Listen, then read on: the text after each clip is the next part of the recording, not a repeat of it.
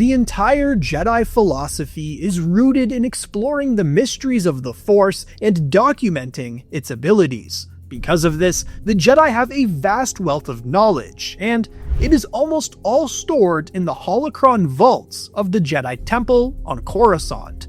Holocrons, with their near-limitless memory, have always been the central hub of Jedi wisdom. So today, we're going over them all. This is every single Jedi holocron explained. Perhaps one of the greatest treasures within the vaults of the Jedi Temple on Coruscant was the Great Holocron. The scope of any holocron is almost limitless, but most Jedi only include what they themselves know or want to teach. The Great Holocron, however, contained a near-limitless exploration of the history of the Jedi Order, including lightsaber building techniques, combat styles, force techniques, and more. Some specific lessons that could be found within this holocron included a lesson on telepathy from Jedi Master Saesee Tiin, expertise in lightsaber combat philosophy given by Count Dooku, the thoughts of Master Yoda on the Chosen One prophecy,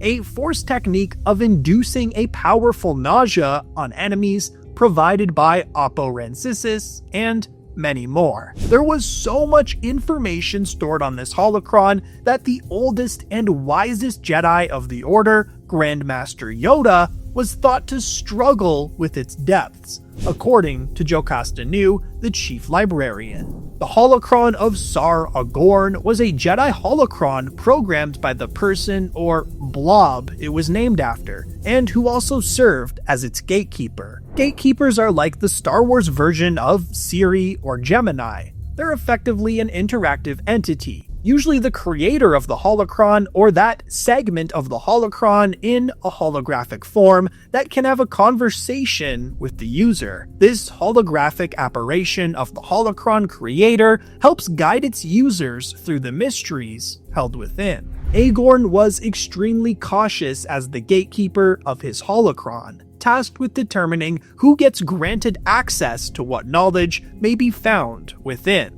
Because of this, he only allowed a student to access new techniques if they felt that they had the proper responsibility to support that knowledge. The Tedrin holocron, otherwise known as the holocron of Vodo Syosk Boss, was a glowing cube made of a milky jade crystal with ancient writings on its smooth surface.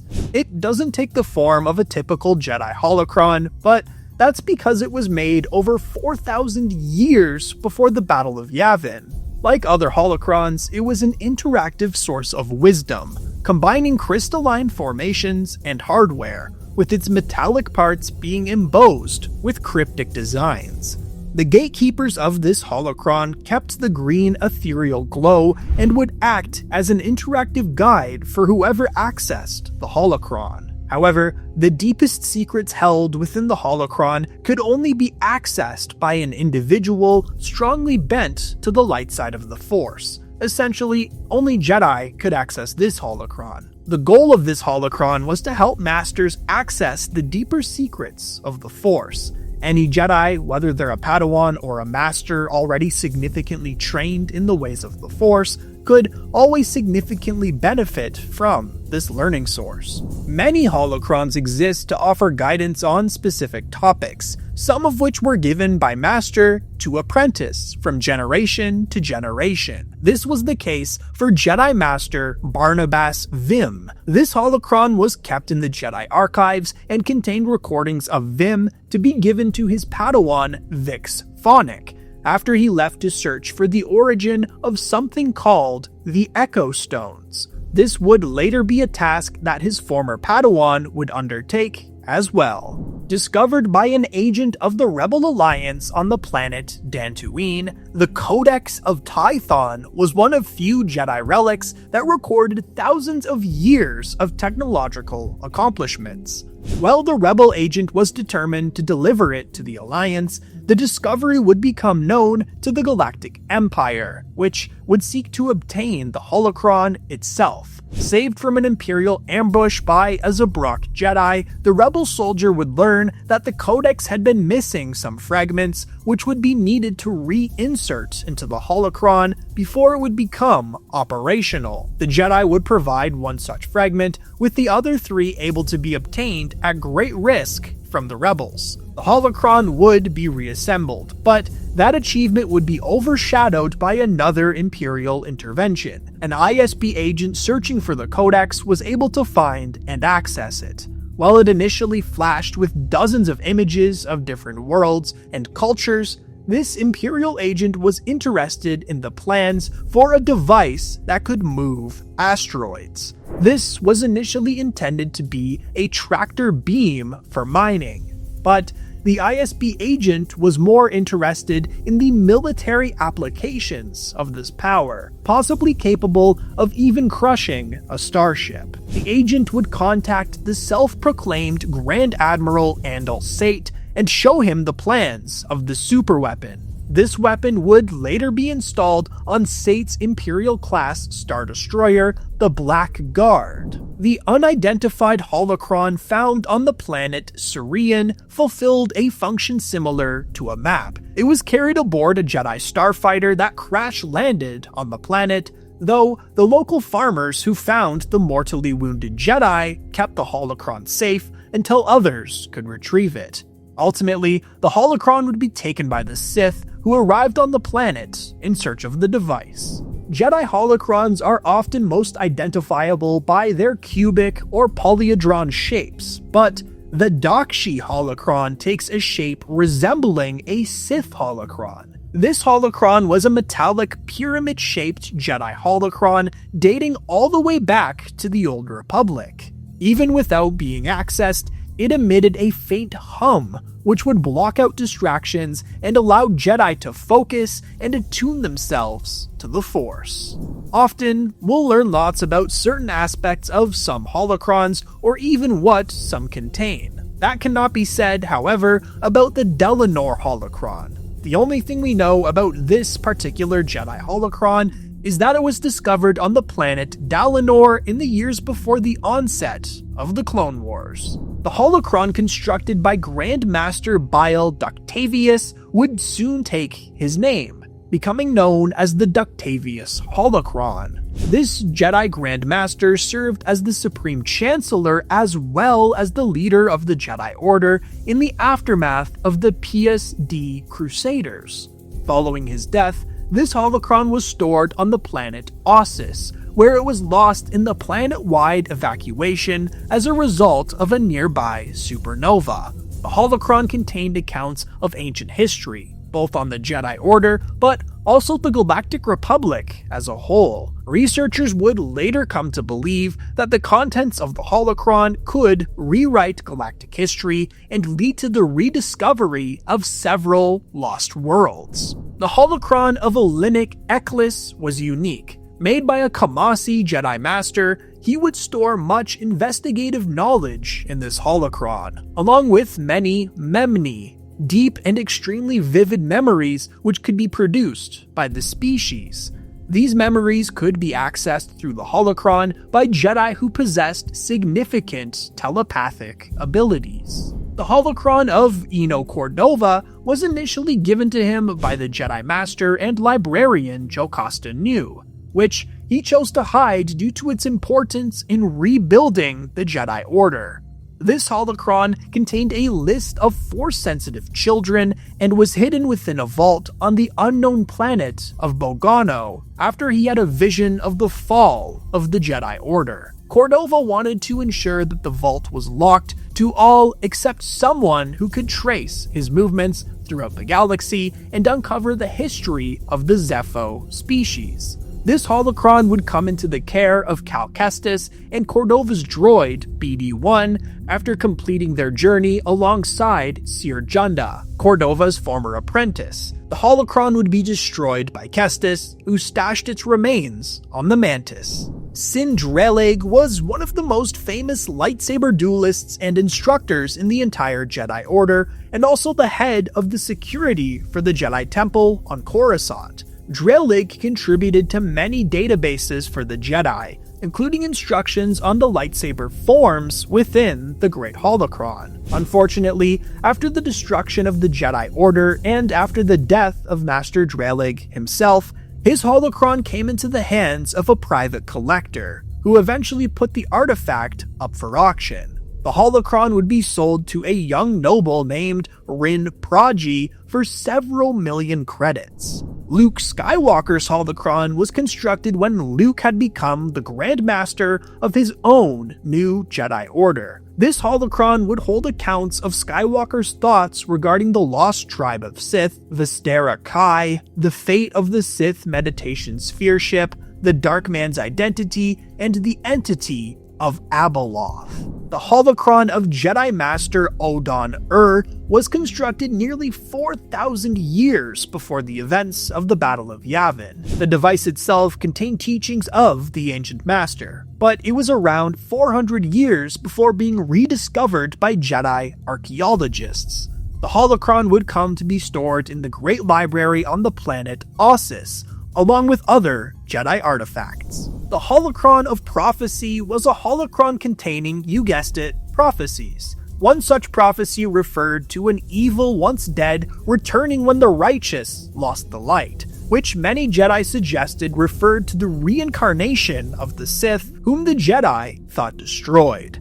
Eventually, this would come true through the rise of Darth Maul and the transformation of Dooku to Darth Tyrannus. There was also a prophecy regarding Kyber crystals that stated, "When the Kyber that is not Kyber shines forth, the time of prophecy will be at hand." On a mission with his Padawan Obi-Wan Kenobi, Qui-Gon Jinn would discover what's called Fool's Kyber on a moon orbiting the planet Pijal. This discovery would lead Jinn to begin believing in the prophecies of this holocron, and why he believed so concretely that Anakin was the chosen one. This holocron didn't have one particular owner, but it being called How to Build Your Own Lightsaber should explain what knowledge it granted its user. This holocron was stolen by the bounty hunter Aurra Sing, who stole it along with several other holocrons.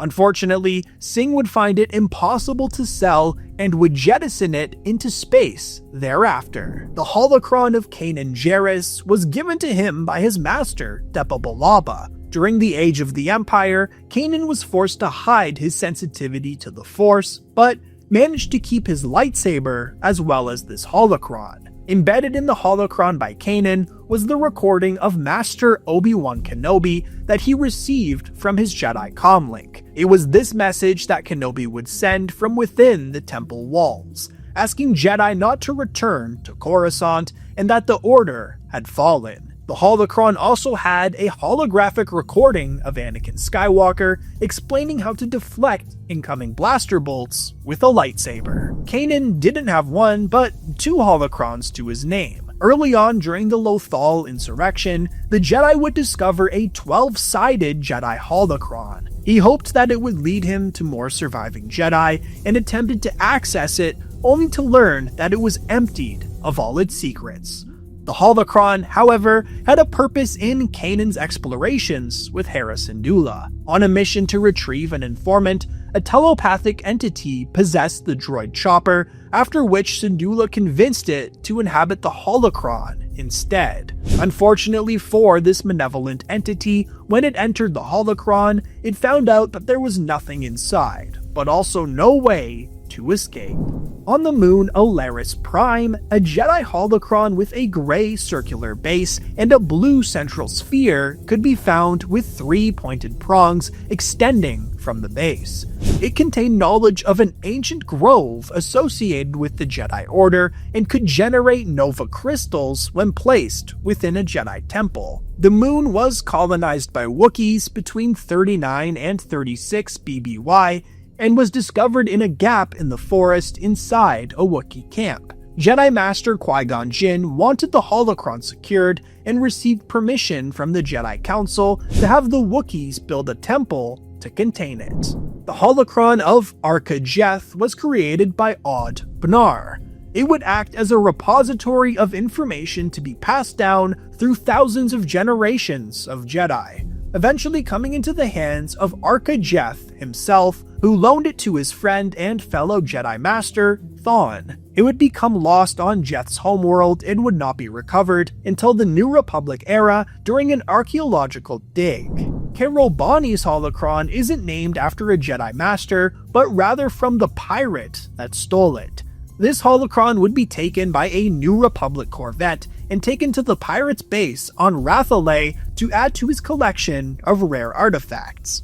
Unfortunately for Kerobani, it wouldn't stay in his collection for long, as Mara Jade would later infiltrate this base and recover the holocron. If you're interested in LEGO Star Wars, the holocron of Master Barad Cantu gave those who accessed it the knowledge to build with kyber crystals. The holocron created by Jedi Master Astley Crimson was formed several thousand years before the Battle of Yavin, and stored in the Jedi Library on Exis Station. The library would come to be abandoned by the Jedi, and the holocron would be moved to the Jedi Temple on Coruscant with additional lessons by other Jedi recorded on it. The holocron would later come into the hands of Darth Vader, who kept it in a vault in his personal quarters in Bast Castle. It would remain there until its rediscovery by Jedi Knight Tion after Vader's death. Its rediscovery would also be witnessed by Jedi Master Ikrit and Jedi trainees Anakin Solo, Tahiri Vela, and Uldir Lochit. This holocron would be constructed by Jedi Master Cirrus, who, alongside his Padawan, would fight in the Battle of Jabeam during the Clone Wars conflict. Cirrus would be killed in the battle, but his holocron would be passed on to his Padawan, who took on special training under Jedi Master Mace Windu. The holocron would be given to Anakin Skywalker, who was tasked with overseeing the evacuation of Republic forces from Jabeam. After becoming a Jedi Master, an individual named Mikal would construct his own holocron after the first Jedi Purge nearly 4,000 years before the Battle of Yavin. Unfortunately, nothing else is known about this holocron. The object known as the Mournful Holocron was created by human Jedi Master Tressalis and contained information on the methods of Force healing given by Tressalis herself. This is called the Mournful Holocron due to Tressalis's overwhelming sadness at the loss of a loved one, and required that the user console the gatekeeper to help the part of Tressalis left imbued in the holocron itself. Running back to LEGO Star Wars, this holocron is only given a name because it was owned by Nare. No other information is known about it. Coming back to LEGO Star Wars again comes a series of holocrons depicting Obi-Wan's beard trimming tips. Nothing is depicted explicitly in these holocrons, but thanks to its name, it's safe to assume that this is some kind of tutorial series on how to trim a perfect beard. Just like Obi-Wan's beard tips, a holocron also existed that was Obi-Wan's guide to snappy one-liners, and was kept safely in the holocron vaults in the Jedi Temple on Coruscant. Despite being protected vigilantly by Jocasta Nu, it would be stolen by bounty hunter Aurra Sing, but would eventually be returned to the temple. Coming from the Star Wars Jedi Academy book series comes Pasha's holocron. It could tell time, play music, had a calculator, and even all the texts that are used at the Jedi Academy. It also had advice programmed into it by Pasha's mother. Unlike most other holocrons, Cal Sneak's holocron was created using a sea crystal embedded in its central matrix. Discovered during the exploration of Darum City, a series of ruins on Kamino, where a vast library was uncovered containing this holocron along with many other artifacts. This holocron was concealed in the archive room of the Almus Jedi Academy, hidden within the bust of Jedi Master Korna. Because of this, it would never be taken by looters even when the rest of the archive was ransacked. The location of this holocron could be found in a Sith holocron, however, which an Imperial Inquisitor uncovered and used to track the location of the Korna holocron. The holocron was famous for teaching the ability of farsight. The holocron created by Jedi Master Rajavari contained information about the Fount of Rajavari, effectively the first collective knowledge archive of the Jedi Order. The holocron stayed on Tython before it was discovered by Twi'lek colonists. The Sakub holocron was suspected to have held information regarding the creature called Abeloth, and was located on the ground near the ruins of the Sky Temple of Kersal. The Jedi Knight Samuro would give his life to imprison an energy vampire, Countess Regine with the Force, and so his holocron would be used by Jedi in future generations to continue the task of destroying the Countess's evil. Samuro would die entrusting the holocron to his droid, who would later pass it to Mace Windu. Satele Shan was a long-ago descendant of the fallen Jedi Revan, who would at some point in her career become the Grandmaster of the Jedi Order. Her holocron would be constructed during the Cold War between the Republic and the Sith Empire. It consisted of 2 bronze and gold octadrons joined by a silver ring. Well, there are many holocrons we know lots about. This is not one of those. Here's what we know about Joyra Scarl's holocron. It was created and owned by Joyra Scarl. Created by Jedi Master Indara before her death in 132 BBY, this holocron contained recorded summaries of her experiences as a Jedi Wayseeker for the Jedi Order, along with the exotic martial arts forms that she learned from a variety of Jedi during her travels. These arts helped her enrich her understanding of the Force, and she thought that other Jedi could benefit from that knowledge as well. So, it would be stored in the Jedi archives on the Jedi Temple on Coruscant, and would frequently be explored by Padawans looking to expand their defensive skills. Around 3,500 years before the Battle of Yavin, the third Baron Senthor, meaning Warden of the Order, created a personal holocron with the assistance of Jedi Master Kutri Oa. In this holocron, the Warden of the Order would preserve all the knowledge that he obtained in the years prior. Unfortunately, this entry is also one that has very little to cover. The Tion holocron was held by Tion Solosar and was kept within the Jedi archives, and held a design similar to the Kyber memory crystal. Quinlan Vos would create a holocron before the siege of Seleucami, with the knowledge given to him by Oppo Rancisis, who believed Vos would benefit from recording his thoughts and feelings. Unlike most Jedi holocrons, this took a more pyramidal shape similar to a Sith holocron. Vos would keep it during the Seleucami campaigns and the Battle of Kashyyyk. After Order 66, he would use it to record his love for Colleen Hence, otherwise known as the Journals of Therence Woe. This holocron, created by a human Jedi, would be used to recount what he had learned about the Yinkori, including the effects of Force persuasion. Over his 900-year lifespan, it would be hard to believe that Grandmaster Yoda wouldn't create a holocron of his own.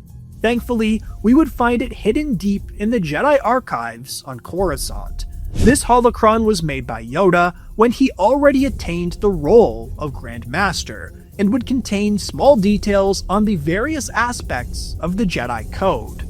This holocron would be taken by Jax Paven when he fled the temple during Operation Nightfall in 19 BBY. We know that there are countless more holocrons lost from the Jedi Purge that were never named or detailed, but that does it for the list we have now. If there's any you think we missed, let us know in the comments.